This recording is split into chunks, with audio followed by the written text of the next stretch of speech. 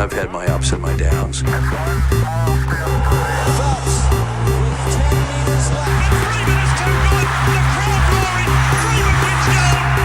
think it's an absolutely breakthrough experience.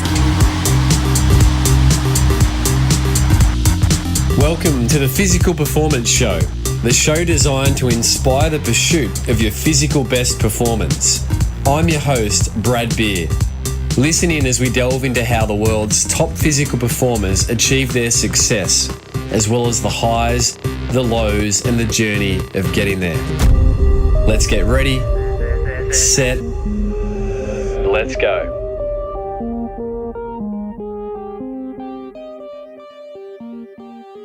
I believe that what we face in life is what makes us, and that we are the sum of the crossroads we have come to in our lives.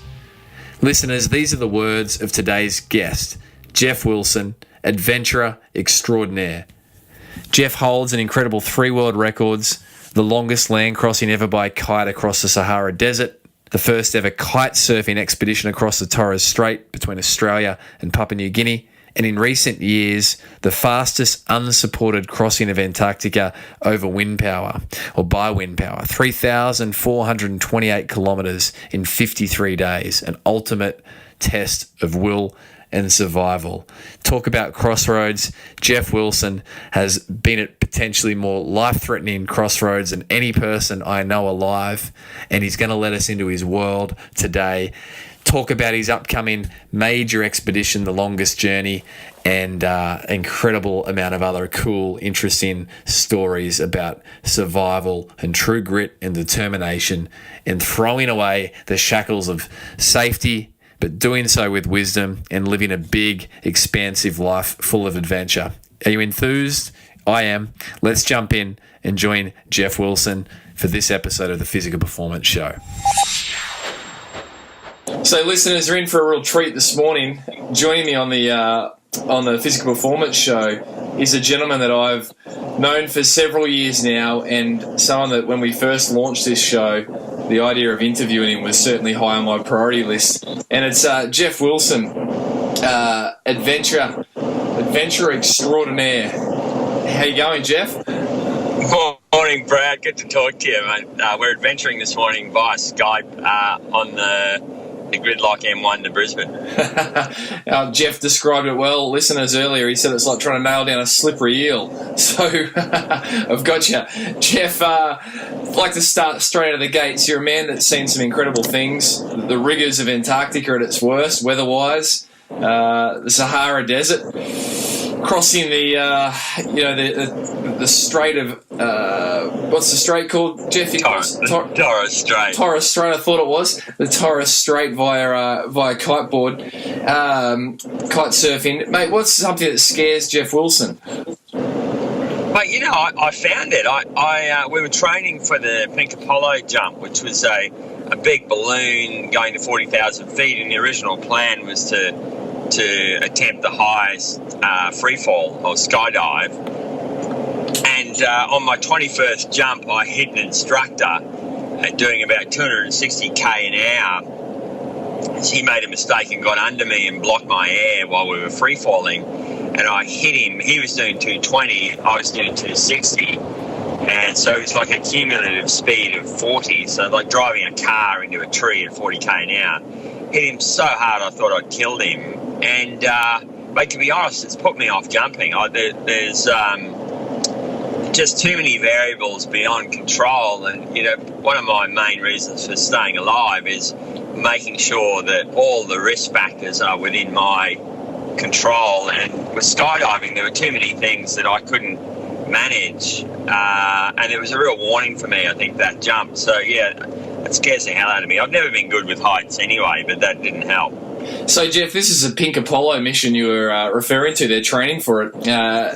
Tell listeners, is that one still going ahead, or where's... Yeah, it's frustrating a little bit, Brad, because we've got the balloon, we've got the burners, we've got a really good team. We've got Tad Smith from Texas on oxygen.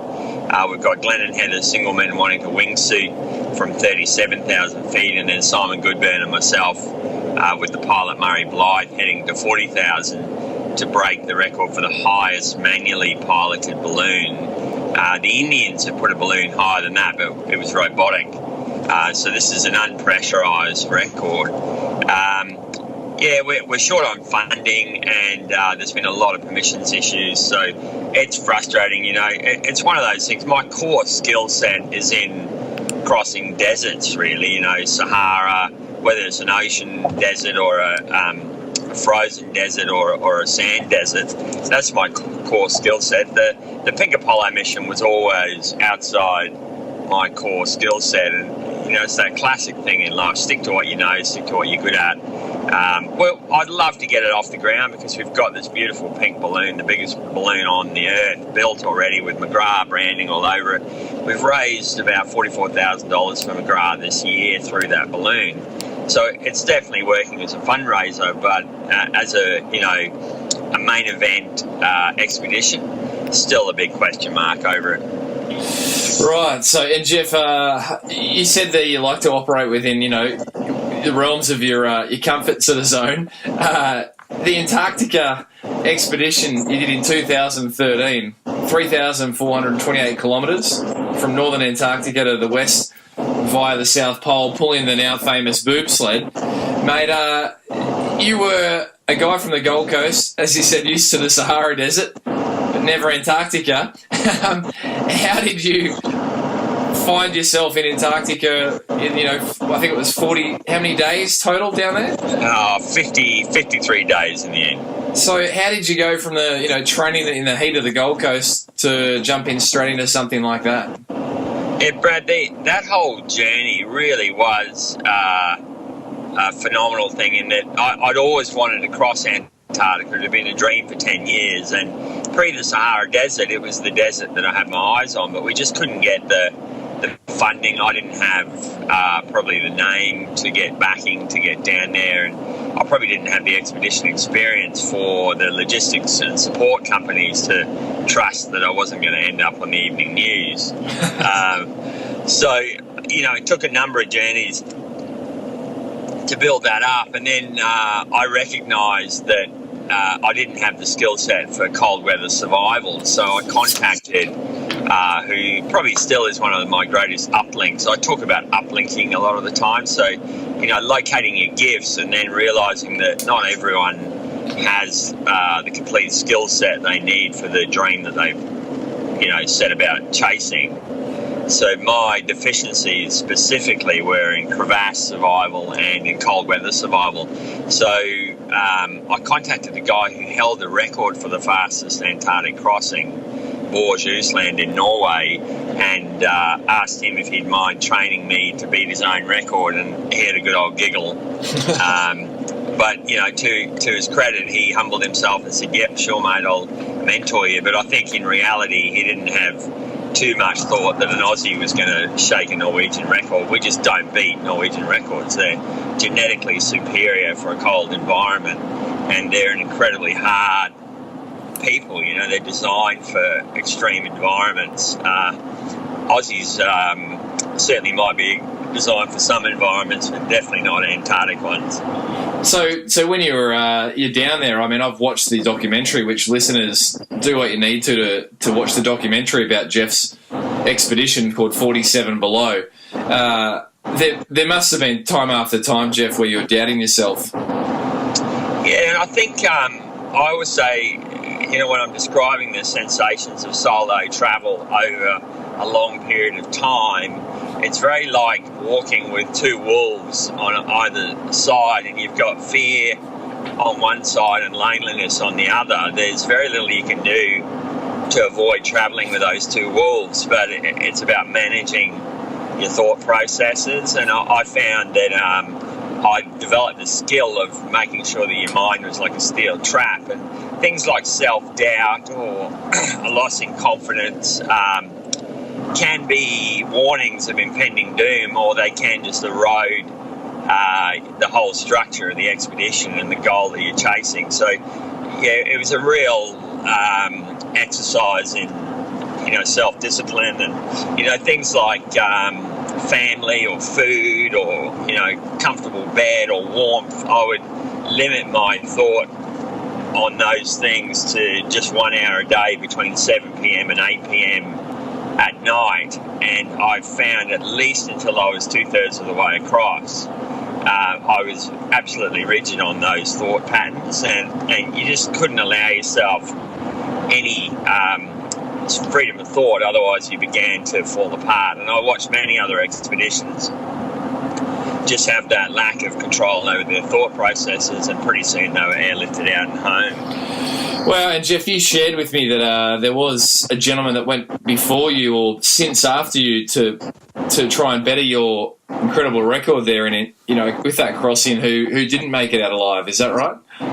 Yeah, it's been interesting, because the very next year, and it's always the same with records, it's like the 4-minute mile was a barrier that sat there for so long, and then Roger Bannister, I think it was, broke it. You'd probably know that history better than me.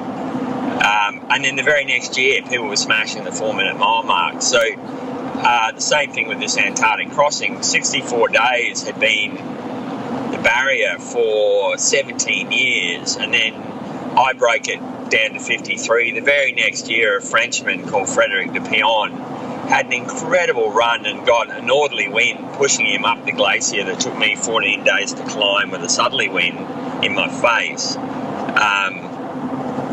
And he was basically 2 weeks ahead of schedule the whole way across because of that. And I thought, this guy's going to smash my record, but he pushed a bit hard and broke his sled in half and had to get a resupply, which meant he was out of contention for the solo unsupported record. And the amazing thing is, 4 other guys have tried since his attempt, and all 5 expeditions now have ended up in either an airlift, or in the case of poor old Henry Worsley in January, he went home in a bag, which is really, really sad. But it just showcased to me that the Pink Polar expedition really was a case of the donkey beating the thoroughbred, and there was, some specific reasons why I feel that happened. What were those specific reasons, Geoff? Often people ask that. There's got to be a certain amount of ability and tenacity and grit in the person entering the dream, but the one absolute piece of rocket fuel was for it to be about something other than yourself, because all the other expeditions were either for a record or for personal gain of some sort. And there comes a time in the journey in an environment like that where that's just not simply enough. It's not enough to want the record. It's not enough to want to be the first man to both poles in a calendar year, for example. But what is enough is if, in my case, I was connected to hundreds of women around Australia who were going through breast cancer. I had a good friend, Katie Carlisle, going through breast cancer. She still is battling away. And I knew their journey didn't end at any point. They didn't get the ability to pack up and go home. So when I was up against the wall, it gave me a certain amount of rocket fuel to ignore pain, to ignore hardship, and just to press on beyond what was humanly possible. And I would say to anybody going into business or into a physical endeavour, if you can align with something that you genuinely believe in, it's pointless aligning with something just for the image or the kudos or what you think you should be doing. It's got to be something that you have a heart connection with, people involved, so that you can draw on that during the worst times to get you up and moving. And we see it in business all the time, where a business that aligns with the cause they believe in will thrive even in times of financial hardship. So, that was kind of the secret ingredient. Yeah, wow. And listeners, jump online, look up the expedition. You'll see the boob sled, which was unmistakable. Two pink breasts being towed across this white background, in an effort, as Geoff just described there, raising funds for the McGrath Foundation. So mate, the latest on your adventure life is this longest expedition, which, from my understanding, would be 5,200 kilometres. Looking to go the furthest distance, is that right? In a crossing in Antarctica? Yeah, so it's the furthest coast away from the pole to the furthest coast on the other side of the pole. No human being's done that, and there's a number of reasons for that. One is it's a very remote part of Antarctica that you end the journey in, and very hard to get you home or pick you up if there's a problem. But also 5,200 kilometres is almost an impossible distance to cover within one Antarctic summer. So on foot you could never do it. It just couldn't be done. But the magic of the modern kites and skis and sleds is that I'm confident I can do that distance inside 90 days, which is kind of the longest you can be out there over an Antarctic summer. The big issue with this journey is that East Antarctica has never been crossed solo unsupported before, and it's making the Antarctic sort of permission very, very difficult to get. So in fact, we now have to build our own search and rescue network for the expedition at great expense. So I'm talking to big friends and partners all over the globe to try and get that search and rescue network happening, and also training a bunch of guys. We start training on Friday tomorrow actually in New Zealand for this expedition again.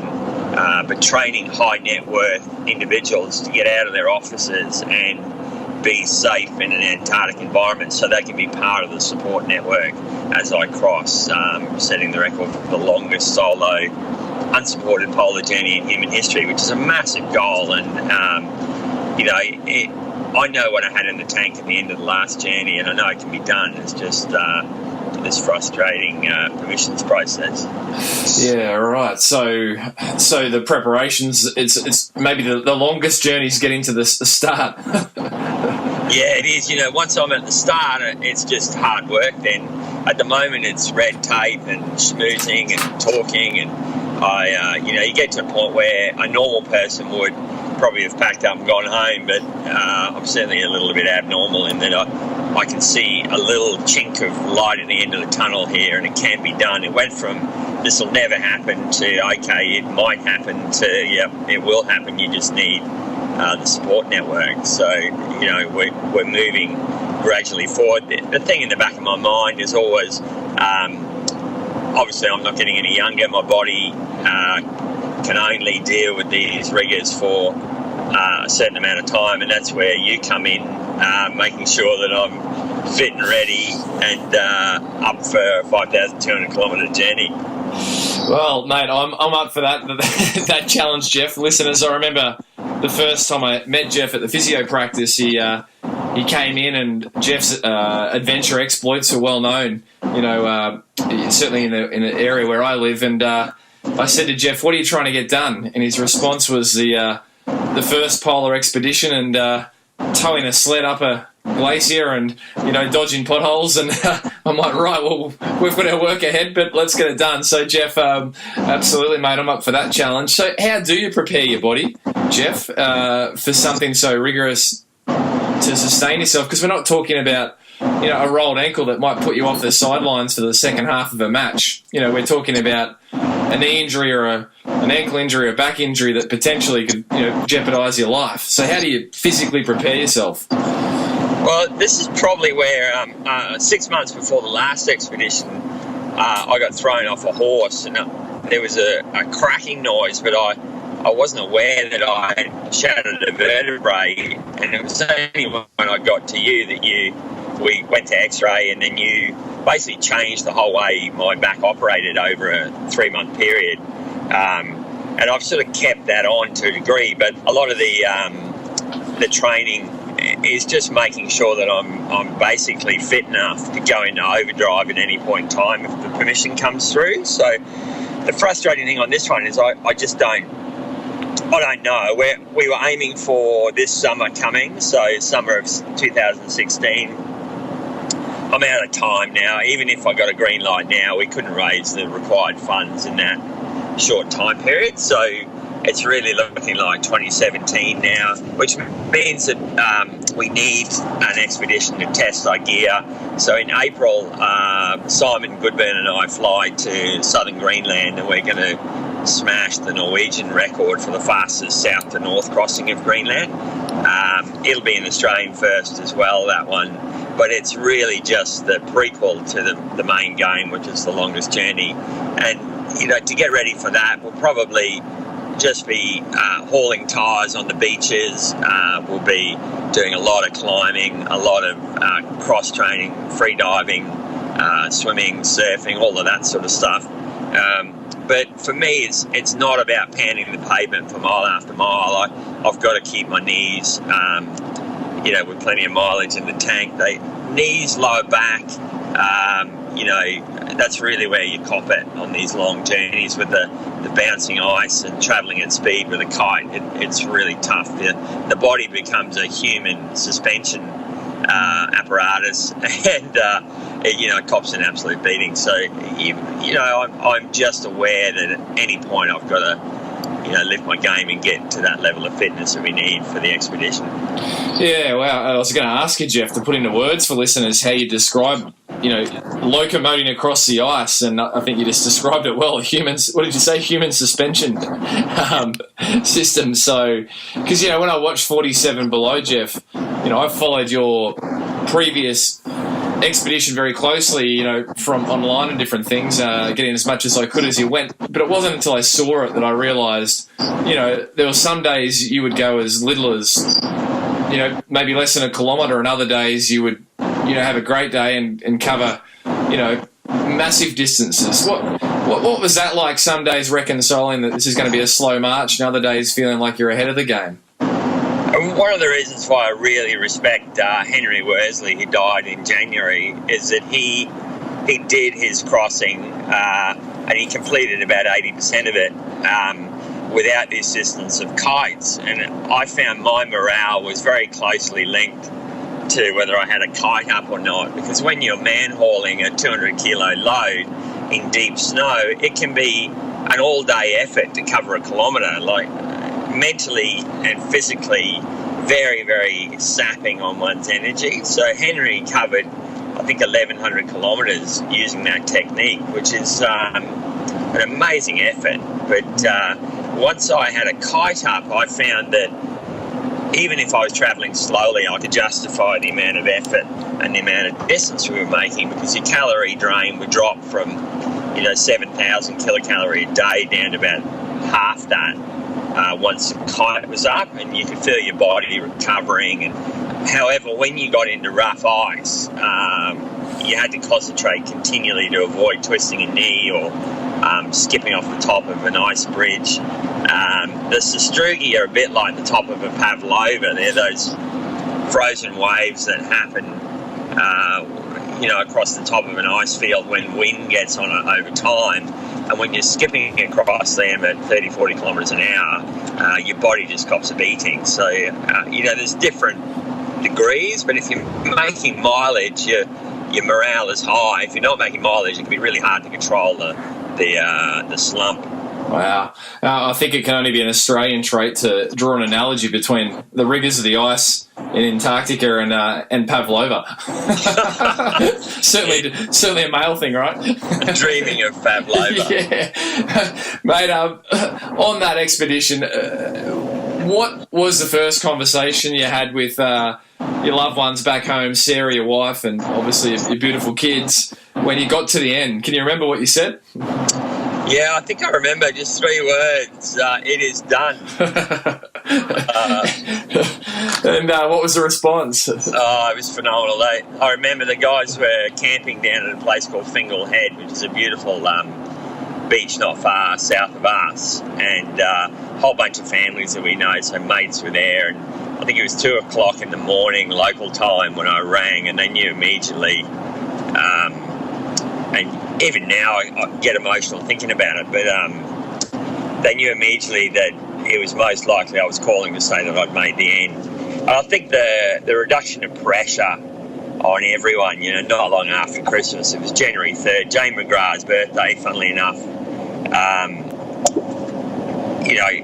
to do this journey celebrating Australian women and supporting women going through a hell of a journey of their own, and finish just by sheer coincidence on Jane McGrath's birthday, and to ring Sarah and say, listen, we've extended ourselves, we've taken some risks, we've managed them, and I've made it to the end, was just a massive reduction of pressure. And for my boy, who was 13 at the time, it was just a real relief that his, dad was coming home. He had not liked the journey from the outset. He had a real bad feeling about it, and it was a tough time to lose your dad for a whole summer. Yeah, wow, and so your 13-year-old kid saying that he had a bad feeling about it, that must have been certainly tough to give him that kiss and head off to the airport to make the trip.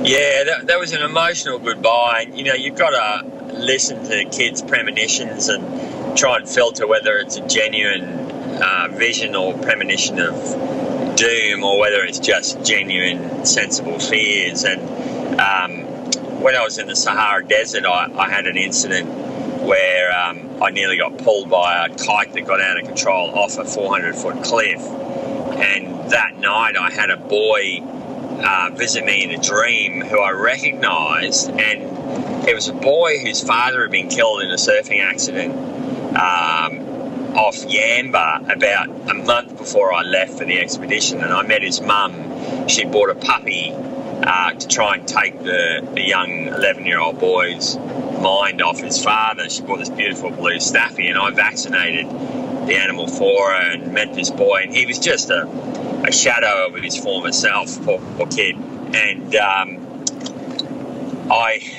I managed to kind of understand a link. This kid was in my dream, warning me, of what it would be like for my son Kid if I did make a mistake. And the dreams are all very worthwhile, and we were working for a charity at that time that was taking kids out of sex slavery in Cambodia, so it was a worthwhile cause. Everything was sort of lining up, but it was still a reminder that the number one goal in these expeditions is to make it home and don't get home in a body bag. And that boy, I see his face on every expedition.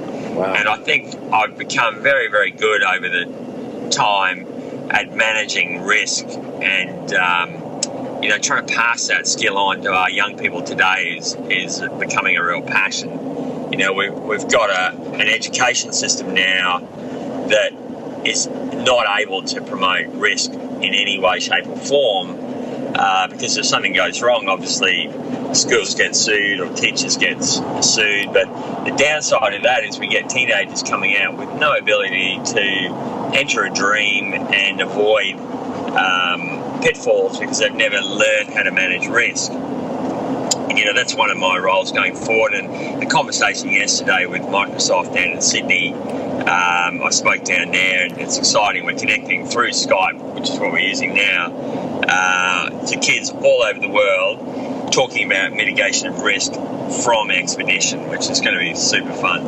Yeah, wow. So Geoff, it's certainly something that sort of, a theme in your life, and I know going forwards, as you said, it's something that you'll spend a lot of time doing. Is I'm sure encouraging kids and people to refine their dream. What do you think it is about our way of living in the current times that sort of can have us lose that sense of adventure? Yeah, I think the devices are certainly invasive. We spend a lot more time on devices, and they're phenomenal as a tool, sharing a message, or like you're doing, inspiring people to get out there and dream big. But when they become everything in your life, then it chokes your ability to connect with nature. It chokes your ability to actually see what's going on around you. And from a education point of view, this wrapping kids in cotton wool is actually really dangerous, and you end up with kids that either dream small their whole life, or if they dream big, they don't map out all the outcomes and learn how to mitigate risk and, you know, see ahead of time the good outcomes, see ahead of time the bad outcomes, and have a plan so that they move quickly and avoid what I call the domino effect, which is, you know, where one bad outcome knocks over another domino, and then you have a bad outcome again and again and again until there's a crisis. You know, all of those skills are learned from climbing trees and falling out of them. They're learned from riding a bike and losing some skin. You know, all these things that we try and wrap our kids up with are there for a reason. And you know, part of what I do now is try and educate kids that, listen, to stay energetic, to live a purpose-filled life, you've got to keep dreaming. And if you're going to dream, you've got to learn to mitigate risk. You can't. It's foolish to dream big and have no plan, basically.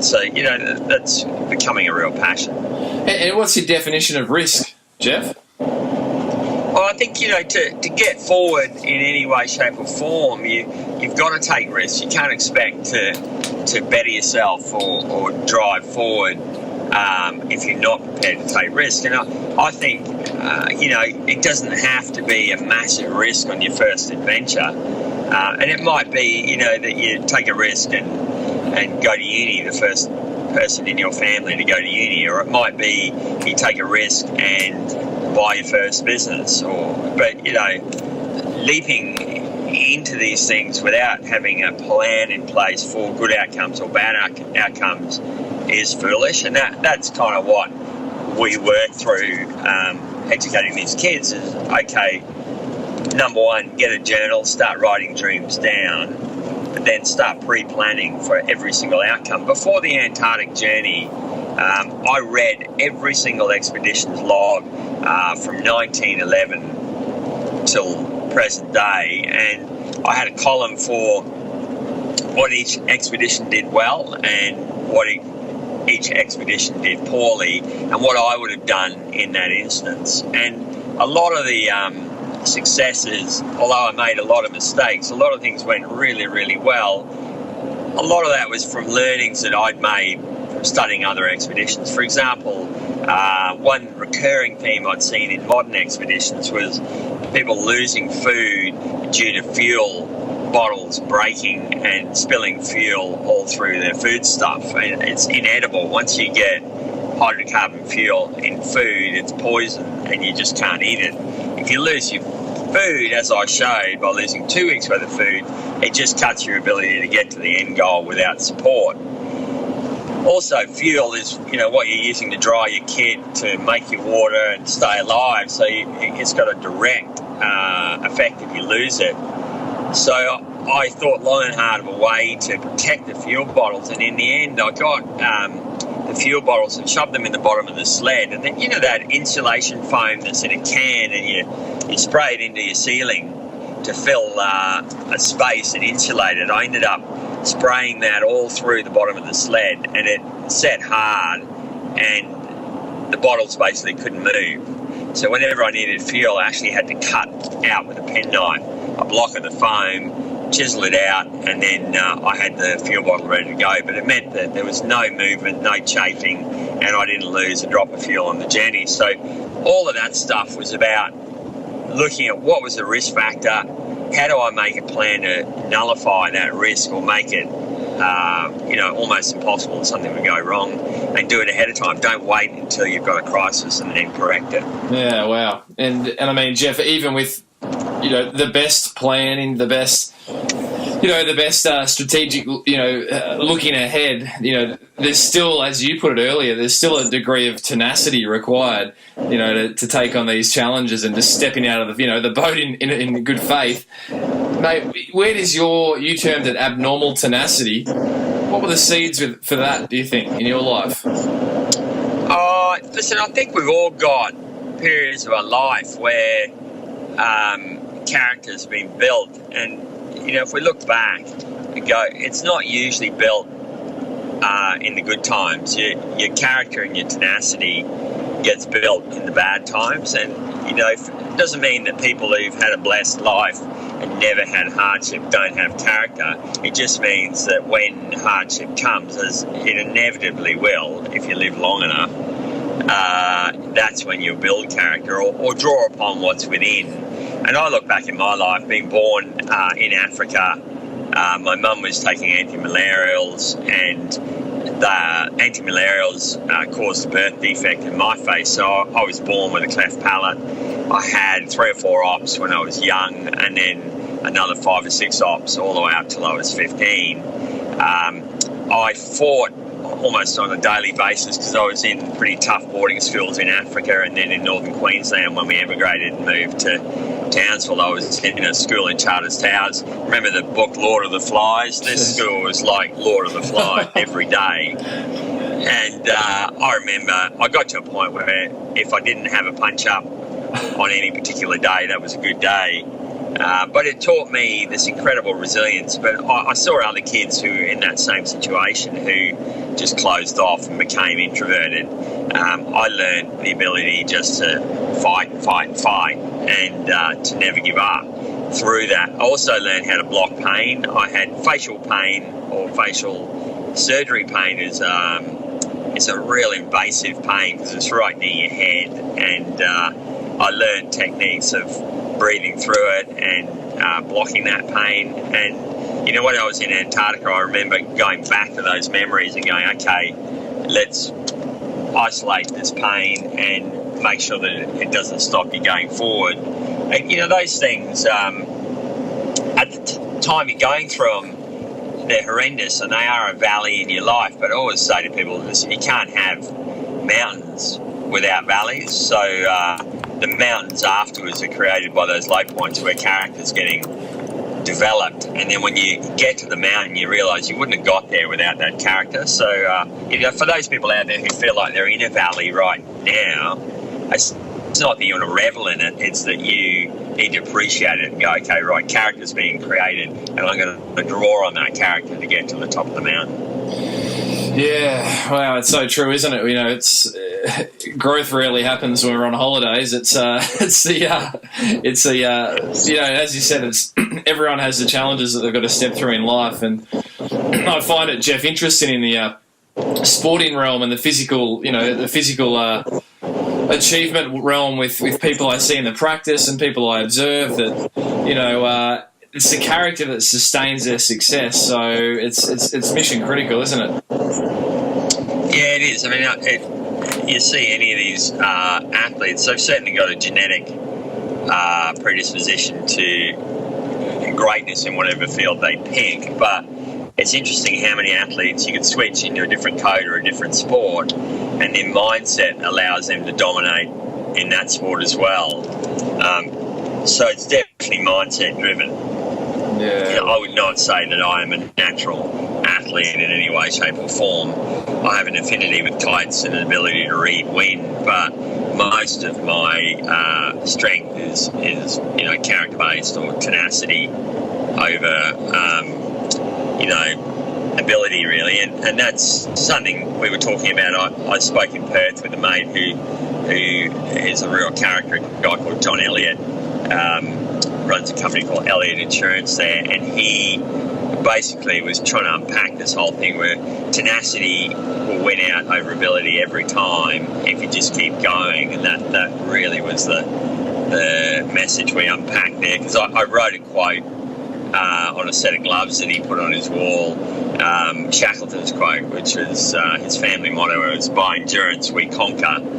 And he said, listen, I like that quote, but I really want a Wilson quote.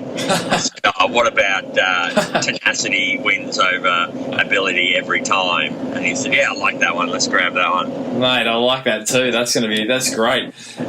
Would that be one bit of advice you'd give to people out there trying to achieve their physical best, Geoff, in any endeavour? Yeah, I think so. And I think, you know, if you focus on ability, there will be days where ability lets you down, and it can be really easy to give up and pack up and go home because you think, I don't have the ability for this dream I've set out. Whereas with tenacity, there's no point in time where tenacity packs up and goes home, and that's why it wins every time. You know, and the other thing with tenacity is if somebody has criticised you or said you can't do something, you can use that as rocket fuel when tenacity looks like it's failing. You know, when it looks like you're ready to give up, pull that critic out, look at their face, and it'll give you the strength to carry on. And I remember before I left for Antarctica, I spoke at a function at the Q1 up in the restaurant up the top there, and it was a fundraiser for a charity belonging to a Korean billionaire.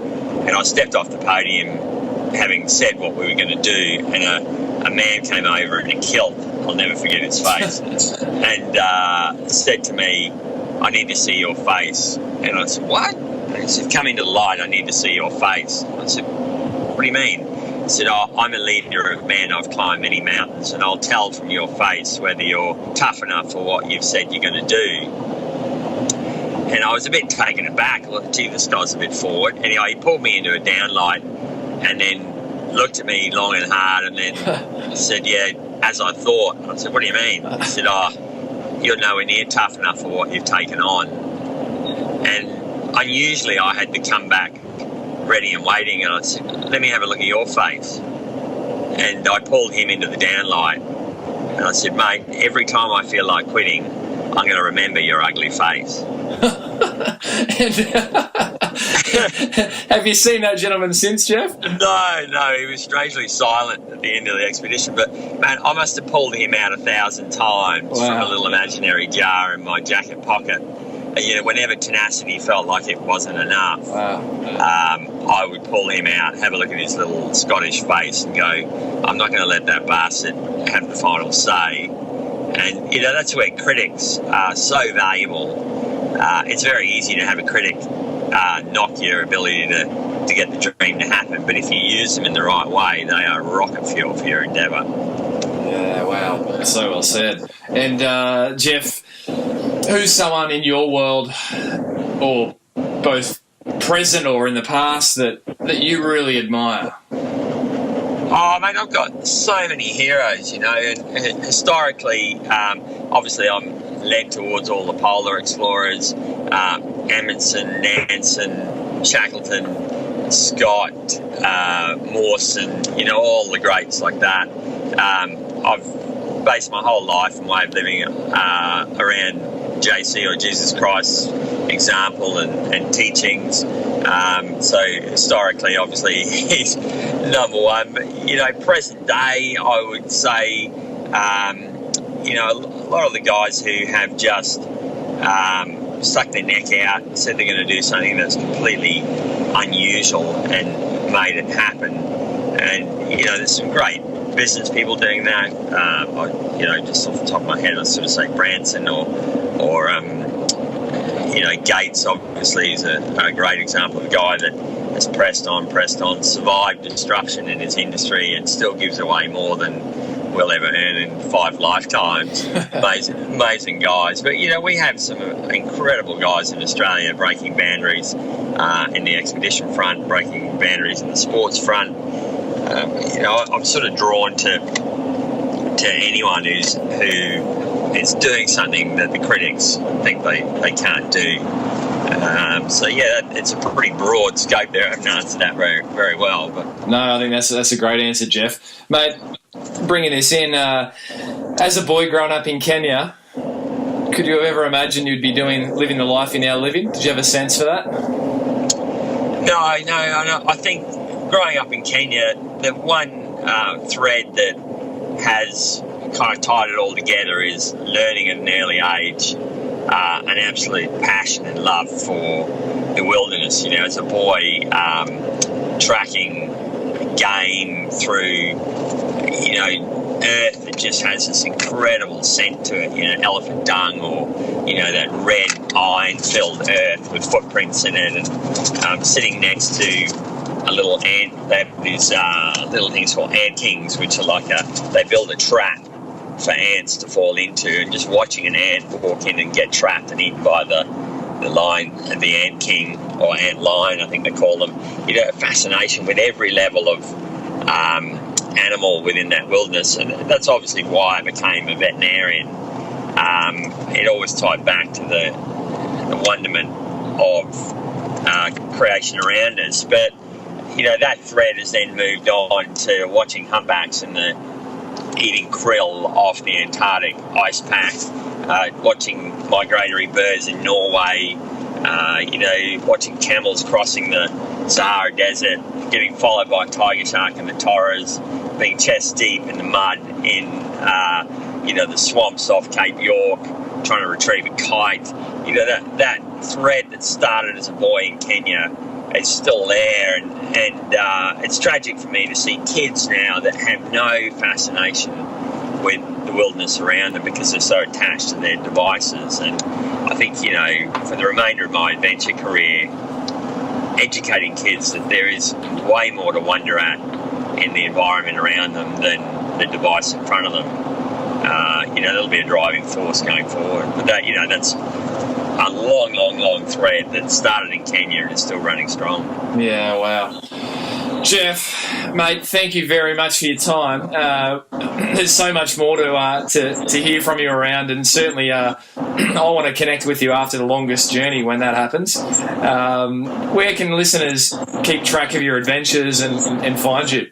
To follow the journeys, get on to 5thelementexpeditions.com, and there'll be a signature expedition page by the time the Greenland expedition starts.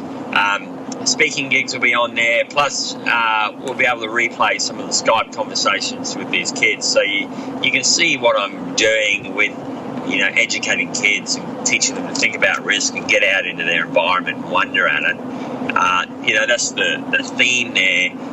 Get on there, follow us. The other thing I'd love to get you involved with, Brad, is that I want to set up a whole bunch of teams when we're crossing Greenland, where they match our daily mileage. So you might have a group of 5 guys or girls with a pink tyre on a beach local to you, and over the endurance event of the Greenland expedition, as we're trying to break the Norwegian record, we have teams pulling pink tyres on beaches all over Australia, matching our mileage daily and raising funds for McGrath. So we'll get information on how that's going to work, but I can see POGO Physio being front and centre in that whole process. Mate, we're in. Boots and all. So listeners, we'll hook up all these links in the show notes, so jump over and have a look at those. And Geoff Wilson, mate, have a great day there, and all the best as you get on a plane tomorrow to fly out for the next batch of training. That's awesome, mate. Thank you. Yeah, I'm excited. New kites, new sleds, the gear's improved, the communication's improved. We're getting better at what we're doing, but it's still it's not quite the lounge chair experience. Mate, I couldn't see you sitting in a lounge chair for very long. So, mate, really appreciate it. Have a great day. Hey, thanks, Brad.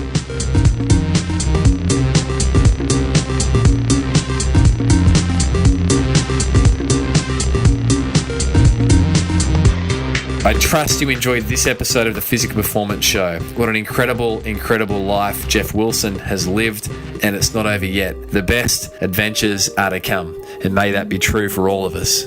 Next week, joining me on the Physical Performance Show, I catch up with Shannon Eckstein. He's been described as the GOAT, the greatest athlete of all time in surf lifesaving. He is the 9 times Nutrigrain Ironman champion, the 8 times Australian Ironman champion, and 5 times world champion in his chosen sport. Shannon has excelled in surf lifesaving for the better part of a decade, and is an athlete that I've had the pleasure of assisting over the last 7 to 8 years, and it's certainly provided me with some of my career highlights. So you're going to love this episode as Shannon lets us into his world, the insights into his training, and the insights into what it takes to become the greatest of all time in a chosen sport. So join me next week for that incredible episode and interview with Shannon. In the meantime, listeners, if you'd like to leave a review, please jump over to iTunes and do so. If you'd like to leave feedback or comment around the show, please do so over on social media at @Brad_beer for Twitter and Instagram. And if you'd like to subscribe to the show, simply click subscribe in iTunes or find it over on SoundCloud. In the meantime, keep pursuing your physical best. I'm Brad Beer, and this has been the Physical Performance Show.